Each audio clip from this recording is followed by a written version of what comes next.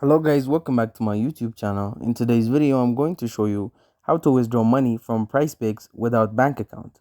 So you can use other methods for withdrawal instead of a bank account. As you can see right here, once you deposit funds, you want to use the same method that you want to cash out.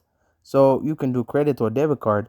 You can also use PayPal and Apple Pay. So if you want to withdraw your money without the bank account, you will just ignore this one, instant bank transfer, and you will use either of the other methods. So Apple Pay, PayPal, or credit card, you will use that one to deposit funds in. So next, you will type the amount you want to deposit into your account, and let's say we want to withdraw money. Now how can we do it? You will click on the three lines here in the top left corner of the Prizepicks app, and then you will click on request withdrawal. Then you will just choose the method which you use to add funds to your Prizepicks account.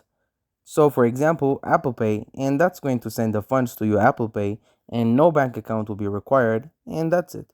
Thank you guys for watching this video. If this video was helpful, don't forget to like and subscribe to my YouTube channel.